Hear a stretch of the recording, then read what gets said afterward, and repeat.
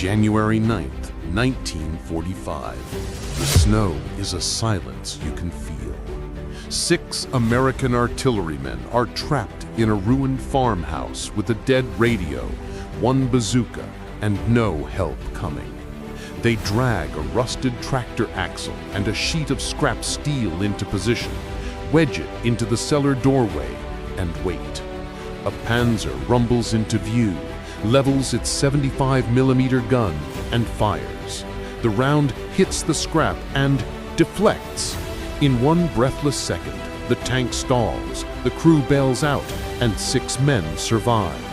This is not a miracle, it's improvisation, and it shows how a nation's skills and steel can turn scrap into survival. Don't blink, the full story is coming.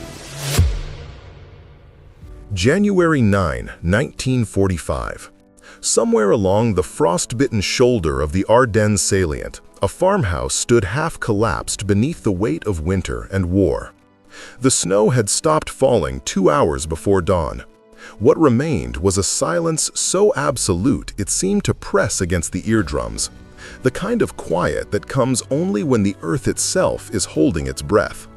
In the cellar of that farmhouse, 6 American artillerymen from Battery C, 285th Field Artillery Observation Battalion, huddled around a field telephone that had gone dead sometime after midnight. Above them, through the splintered beams and shattered masonry, the sky was turning the color of old bruises. They could hear nothing, not the rumble of Allied armor, not the distant percussion of friendly guns, only the creak of frozen wood and the shallow rhythm of their own breathing. 17 days earlier, the German army had torn through these same forests with a fury the Western Allies had not anticipated. Operation Wacht am Rhein, Watch on the Rhine, had been Adolf Hitler's final gamble, a desperate thrust designed to split the Allied front, recapture the port of Antwerp, and force the British and Americans into a separate peace. It was an offensive born not of strategic opportunity, but of ideological refusal. The refusal to accept that the war was lost, that the Reich was collapsing, that the industrial and material supremacy of the United States had already rendered the outcome inevitable. And yet, for 2 weeks in December 1944, it had worked. Entire American divisions had been encircled, supply lines had been severed, men had frozen to death in their foxholes. The offensive that would later be called the Battle of the Bulge had, for a brief and terrible moment, made the unthinkable seem possible. But by early January, the momentum had shifted. The skies had cleared. Allied air power had returned. Patton's Third Army had punched through from the south. And now, across the shattered landscape of eastern Belgium, the German army was no longer advancing. It was holding, desperately, violently, with the kind of fanaticism that comes when retreat is no longer a tactical option, but an admission of existential failure. The men in that farmhouse cellar knew none of this in any formal sense. They knew only that they had been cut off from their battery for 36 hours, that their radio was dead, that the Germans were close enough that they could hear in the pre-dawn stillness the distant clatter of tracked vehicles moving through the tree line to the east. They were forward observers, trained to call in artillery strikes on enemy positions, but without communication, they were simply 6 men with carbines, a single bazooka, and a growing certainty that they would not see another sunrise. What they did not know, what no one in that farmhouse could have known, was that within the next 4 hours, they would improvise a defense so unlikely, so materially absurd, that it would be documented in after-action reports, studied in post-war tactical reviews, and quietly filed away as one of the 10,000 small miracles that defined the American experience in Europe. They would stop a Panzer IV medium tank with a piece of scrap steel, a tractor axle, and the kind of mechanical ingenuity that had nothing to do with military doctrine and everything to do with the fact that, in 1945, the United States was not just fighting a war, it was exporting an entire industrial philosophy, one that treated improvisation not as desperation, but as a form of applied democracy. The German army, by contrast, had long since stopped improvising. It had stopped adapting. It had become a machine designed to execute orders even when those orders no longer corresponded to reality. And in the cold mathematics of attrition, that difference between rigid doctrine and flexible resourcefulness would prove more decisive than any single battle. The first light came not as dawn, but as a kind of gray leakage, seeping through the shattered walls and turning the snow outside from black to ash. Corporal Daniel Ashford, a farm boy from Iowa who had once rebuilt tractor engines in his father's barn, was the first to hear it. Not the sound itself, but the absence of sound that preceded it, the way the frozen air seemed to contract, as if the landscape itself were flinching. He held up one hand. The others stopped moving. For 10 seconds, there was nothing. Then, faint but unmistakable, the low mechanical growl of a diesel engine throttling down as it approached the tree line. Ashford moved to the cellar stairs and peered through the broken doorway. The farmhouse sat at the edge of a shallow depression, surrounded on 3 sides by open fields now buried beneath 2 feet of snow. To the east, perhaps 400 yards distant, a line of skeletal pines marked the boundary of a logging road. The sound was coming from there. He could see nothing yet, but the sound was growing louder, and with it came a second noise, the high metallic squeal of track links under tension, the unmistakable signature of armored movement. Behind him, Private First Class Eugene Carpenter, a gunner from Pennsylvania who had worked in a steel mill before the war, whispered a single word: tank. It was not a question. It was a statement of fact, delivered with the same flat certainty one might use to announce the arrival of a freight train. The men in the cellar did not panic. Panic requires the luxury of alternatives, and they had none. Their position was indefensible. The farmhouse offered no cover against armor. The fields offered no concealment. The nearest American lines were at least 2 miles to the west, and between here and there lay open ground patrolled by German infantry who had, over the past 3 weeks, developed a particular talent for ambushing isolated American units. Sergeant Harold Mitchum, the ranking man, made the decision in less than 5 seconds. They would not run. Running across open snow in daylight would get them killed before they covered 100 yards. They would not surrender.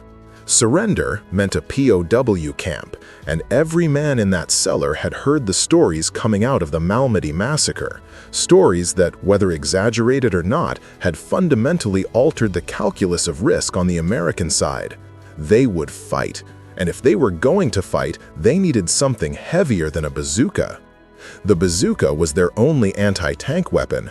It was a 2.36-inch M9A1 rocket launcher, effective against light armor at close range, marginal against medium tanks, and all but useless against the frontal armor of anything heavier. The problem was not the weapon itself, but the angle of engagement. To penetrate the thinner side or rear armor of a Panzer IV, they would need to wait until the tank was past them, which meant letting it roll directly into their position. And even then, a single hit was no guarantee. Bazooka rounds were notoriously unreliable in freezing temperatures. The propellant could fail, the fuse could freeze, and if the first shot missed, there would be no second chance. Cartwright, the mill worker, was staring at the rusted chassis of an old farm tractor half buried in the snow near the barn. The barn itself had been gutted by shell fire days earlier, leaving only a skeletal frame and a scatter of twisted metal. But the tractor was intact, or at least its frame was.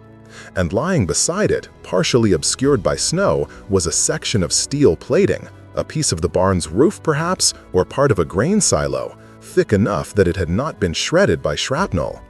It was roughly 5 feet long, 3 feet wide, and maybe a 1/4 inch thick.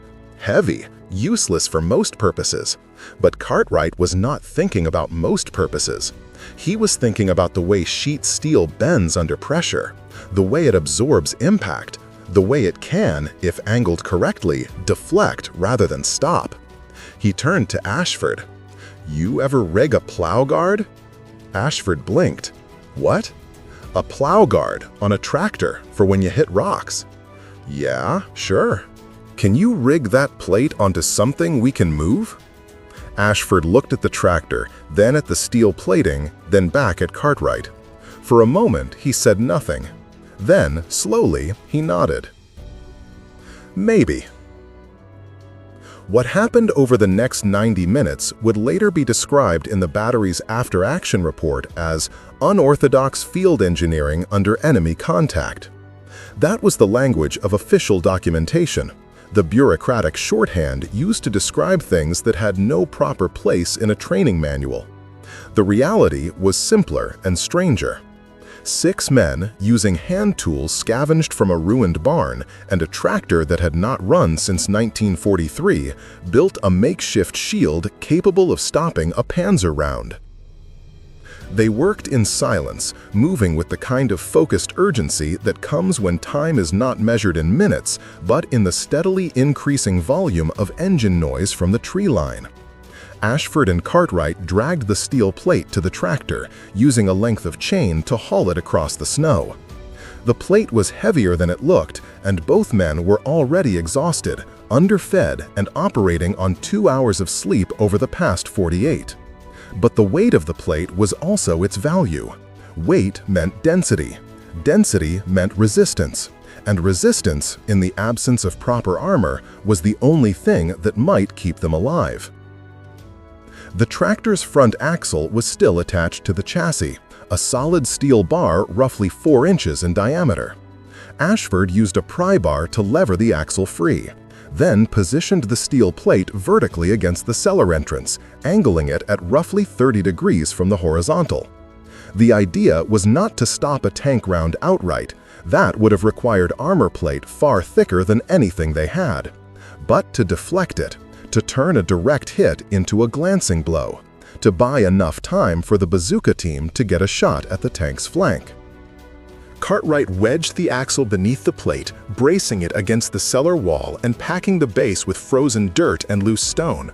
It was not elegant, it was not stable, but when they tested it by leaning their combined weight against the upper edge, the plate held. It did not shift, it did not collapse, it simply stood there, a vertical slab of scrap steel angled toward the tree line like a medieval shield planted in the earth. Private Russ Keegan, a radio man from Brooklyn who had grown up fixing car engines in his uncle's garage, stared at the contraption for a long moment. Then he laughed, a single sharp bark of disbelief. "You think that's gonna stop a tank?" Cartwright did not look at him. "No, I think it's gonna make the round go somewhere else." "Where?" "Not into us." It was, in the end, the only answer that mattered. The Panzer IV appeared at 0847 hours, emerging from the tree line like a gray shadow made solid.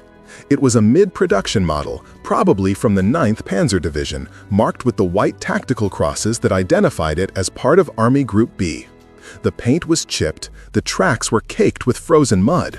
The long 75mm gun traversed slowly from left to right, scanning the farmhouse and the surrounding fields for signs of movement.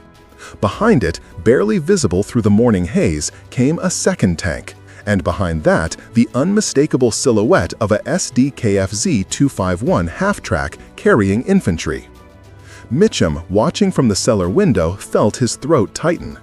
This was not a patrol. This was a probe, a deliberate push into what the Germans believed was an undefended sector. If they took the farmhouse, they would have a clear line of advance to the American rear. If they reported the position as clear, more units would follow. And if they realized that 6 American soldiers were hiding in the cellar with a homemade shield and a single bazooka, they would simply level the building with high explosive rounds and move on. The lead tank slowed as it approached the farmhouse, turret swiveling toward the barn. The commander was visible in the cupola, half exposed, scanning with binoculars. He was close enough now that Mitchum could see the frost on his field coat, the way his breath condensed in the frozen air. The tank stopped. The engine idled. For 10 seconds, nothing happened. Then the turret began to traverse toward the cellar entrance.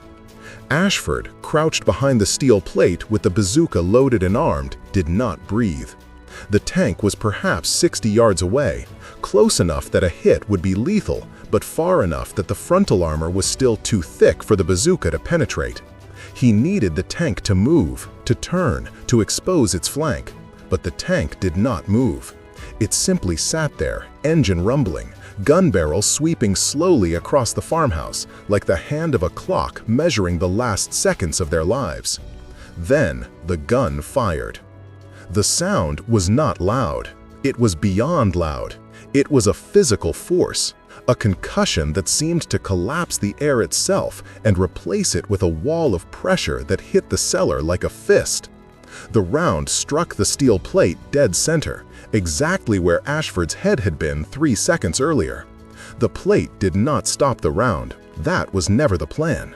Instead, the angled surface caught the projectile at an oblique angle, just enough to alter its trajectory. The round screamed off the plate in a shower of sparks and buried itself in the frozen earth 15 feet behind the farmhouse, where it detonated with a muffled crump that sent a column of black dirt and snow into the air. For a single, suspended moment, no one moved. The tank commander was staring at the farmhouse, clearly confused. The gun had fired. The target should have been destroyed, but the farmhouse was still standing. The cellar was still intact, and now, from the shadow of the ruined barn, a figure was moving. Ashford did not think. Thinking would have meant hesitation, and hesitation would have meant death. He stepped out from behind the plate, shouldered the bazooka, and fired. The rocket motor ignited with a hiss and a rush of backblast that filled the cellar with acrid smoke. The round covered the distance to the tank in less than a second, striking the lower hull just behind the drive sprocket. It was not a kill shot. The armor there was still too thick, but the impact was enough to jam the track, and the explosion sent a spall of molten metal into the engine compartment. Black smoke began pouring from the rear deck. The tank lurched forward, then stopped. The turret hatch flew open. The commander was shouting something in German, his voice high and panicked, and then the crew was bailing out, scrambling across the glacis plate and dropping into the snow. The second tank, seeing the lead vehicle disabled, immediately reversed into the tree line. The half-track followed, and just like that, the advance stopped. The German army in January 1945 was no longer the Wehrmacht of 1940. It was not the mechanized juggernaut that had overrun France in 6 weeks, nor the disciplined war machine that had driven to the gates of Moscow. It was an army held together by ideology, coercion, and the rapidly diminishing hope that some miracle weapon or strategic reversal would change the course of a war that had already been lost. The Panzer crews at the Ardennes were still competent. They were still dangerous. But they were also exhausted, undersupplied, and operating under orders that no longer corresponded to the tactical reality on the ground. The Americans, by contrast, were not just better supplied. They were supplied in a way that defied comprehension. Every American infantryman carried more ammunition than his German counterpart. Every American tank had more fuel. Every American field kitchen served more food. And every American soldier, whether he realized it or not, was backed by an industrial base so vast that it could afford to be wasteful. The United States in 1945 was producing one Liberty ship every 42 hours. It was manufacturing 80,000 aircraft a year. It was training replacement troops faster than they could be deployed. And it was doing all of this while still maintaining the highest standard of living in the world. This was not just a material advantage, it was a philosophical one. The American military did not expect its soldiers to die for lack of equipment. It did not expect them to hold a position until annihilation. It expected them to adapt, to improvise, to solve problems with whatever tools were at hand. Because the entire culture they came from was built on the assumption that problems were solvable, that systems could be fixed, that the world was not a zero-sum game where survival required the destruction of everyone else. The steel plate that stopped the Panzer round was not a product of military engineering. It was a product of a society that valued mechanical literacy, that taught its children to fix engines and weld metal, that assumed the average citizen could read a blueprint and operate a lathe. It was the same philosophy that turned housewives into riveters, farmers into tank drivers, and factory workers into aircraft mechanics. It was democracy, expressed not as a political abstraction, but as a set of practical skills distributed across an entire population. The Germans had never understood this. They had built an army based on the assumption that war was the province of professionals, that discipline and doctrine would overcome material disadvantage, that willpower alone could substitute for industrial capacity. And now, in the frozen fields of Belgium, that assumption was being tested against a group of 6 American artillerymen who had stopped a tank with a piece of scrap steel and a tractor axle. By mid-morning, the farmhouse was no longer isolated. An American patrol from the 7th Armored Division had arrived, followed by a platoon of infantry and a pair of M4 Sherman tanks. The German probe had been repulsed. The line was stabilized. And the 6 men from Battery C were pulled back to their unit, where they were debriefed, given hot coffee and K-rations, and told to write up an incident report. Ashford wrote 3 sentences. Cartwright wrote 5. Mitchum, who had a more bureaucratic turn of mind, wrote half a page. The report was filed with the battery commander, who forwarded it to division, who filed it with the after-action summary for the Ardennes campaign. It was never classified, it was never celebrated, it simply became part of the vast administrative record of the war, one more data point in a conflict that generated so much documentation that most of it would never be read. But the steel plate remained. It stayed there, propped against the cellar entrance, for another 2 weeks until the farmhouse was finally abandoned. Engineers passing through took photographs. Somebody spray-painted Iowa Special on the side in white stencil. And then, when the front moved east and the farmhouse was no longer tactically relevant, the plate was left behind. It is likely still there, rusting into the Belgian soil, unnoticed and unmourned. The symbolic weight of that plate, however, extended far beyond its physical presence. It was steel, the same material that built the skyscrapers of New York, the bridges of San Francisco, the factories of Detroit. It was scrap, discarded and forgotten, repurposed into something that saved lives. And it was American in the most fundamental sense, not because of where it was made, but because of what it represented.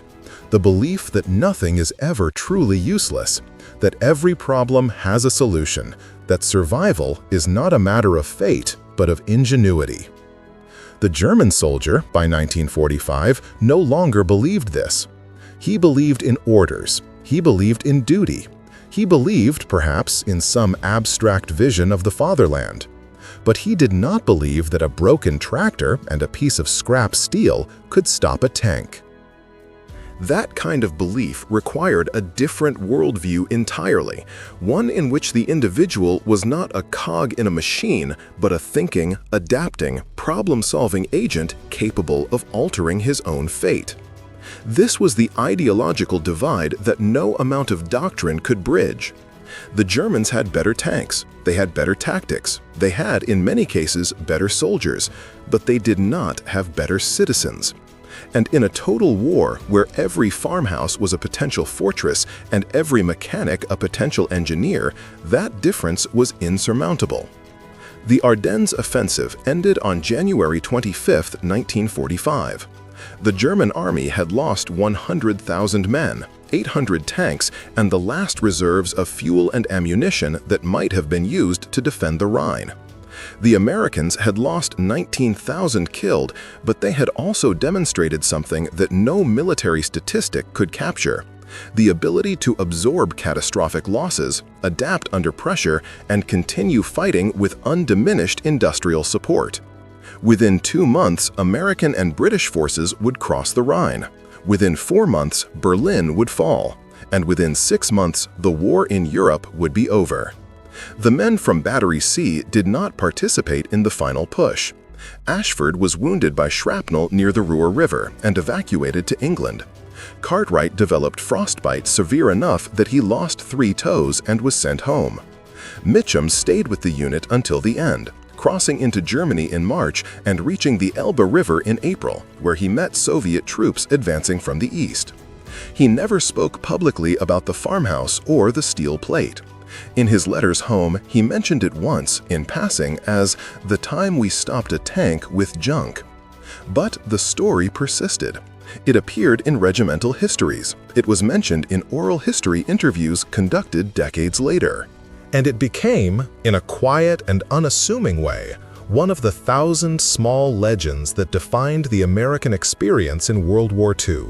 Not the grand battles or the famous generals, but the improvised solutions, the unlikely survivals, the moments when ordinary men did extraordinary things because they had no other choice. There is a photograph, taken sometime in late January 1945, that shows the steel plate still standing against the cellar entrance. The snow around it is trampled and gray. The farmhouse behind it is little more than a shell, but the plate itself is intact, and in the center, clearly visible even in the grainy black and white image, is a deep gouge where the Panzer round struck and deflected. It is not a beautiful photograph. It is not dramatic. It is simply a record of something that happened, captured by a Signal Corps photographer whose name was never recorded. But it is also a document of transformation, the transformation of scrap into armor, of desperation into ingenuity, of 6 isolated men into a symbol of something larger than themselves. The German soldiers who abandoned that Panzer IV did not know they were fighting against an entire industrial civilization. They thought they were fighting against 6 Americans with a bazooka. But in truth, they were fighting against every factory in Detroit, every steel mill in Pittsburgh, every farm in Iowa where a boy learned to weld before he learned to shave.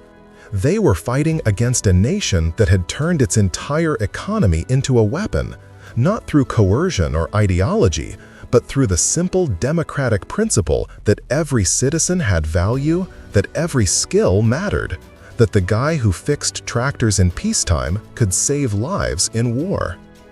This was not the narrative the Germans had been taught. They had been told that the Americans were soft, decadent, incapable of sustained sacrifice. They had been told that the war would be won through superior will, superior discipline, superior racial destiny. And yet, here in the frozen fields of Belgium, they had been stopped by a piece of scrap steel and the kind of mechanical improvisation that came not from military training, but from a lifetime of living in a society that valued practical knowledge over rigid doctrine. In the decades after the war, historians would analyze the Battle of the Bulge in exhaustive detail. They would study the strategic decisions, the logistical challenges, the tactical mistakes. They would debate whether the offensive had ever had a realistic chance of success, whether Hitler's gamble was rational or delusional, whether the Americans had been caught off guard or had simply chosen to trade space for time. But very few would write about the steel plate at the farmhouse, because it did not fit neatly into any of those narratives. It was too small, too incidental, too absurdly improvised to seem historically significant. And yet, in its own way, it was more significant than any of the grand strategic analyses, because it represented something that no amount of planning or doctrine could replicate: the ability of ordinary people to solve impossible problems with whatever materials were at hand. This was not heroism in the traditional sense. It was not a charge up a hill or a last stand against overwhelming odds. It was simply 6 men, cold and tired and scared, who looked at a broken tractor and a piece of scrap steel and saw a way to survive. That impulse, the impulse to improvise, to adapt, to refuse to accept that a problem is unsolvable, was as American as anything in the war. It was the same impulse that had built the Transcontinental Railroad, that had wired the continent for electricity, that had put a man on the moon. And it was the same impulse that, in January 1945, turned a rusted piece of barn siding into a shield capable of deflecting a Panzer round. The snow began to fall again as the sun set on January 9, 1945. By morning, the farmhouse would be buried beneath another 6 inches, and the tracks of the Panzer IV would be erased as if they had never existed. The war would continue for another 4 months, grinding eastward across Germany until the Reich collapsed into rubble and ash. Millions more would die, cities would burn, and in the end, the Allies would stand victorious, not because they were braver or more willing to sacrifice, but because they had built a system that could absorb catastrophic losses and continue fighting with undiminished strength. But on that night, in that farmhouse, 6 men sat around a fire built from broken furniture and listened to the wind howl through the shattered walls. They did not talk about what had happened. They did not celebrate. They simply ate their rations, cleaned their weapons, and tried to stay warm. And somewhere outside, half buried in the snow, the steel plate stood silent and unmoved, a monument to the kind of small, unnoticed miracles that win wars. It was not the tanks or the planes or the grand strategies that defined the American way of war. It was the willingness to believe that even scrap steel could be turned into something useful, that even a lost farmhouse could become a fortress, that even 6 men with no chance of survival could find a way to live. That belief, practical, unsentimental, rooted not in ideology but in the simple conviction that problems exist to be solved, was the real weapon, and no amount of German discipline or fanaticism could stand against it. In the end, the war was not won by those who were willing to die for their beliefs, but by those who were determined to live for theirs. And sometimes that determination took the form of a tractor axle, a piece of scrap steel, and the refusal to accept that survival was impossible. It was not glorious, it was not cinematic, but it was, in the truest sense, the American way of war, improvised, practical, and utterly unwilling to give up. The snow continued to fall, and the night grew colder, and the war ground on. But the steel plate remained, angled toward the tree line, waiting for a dawn that had already come and gone.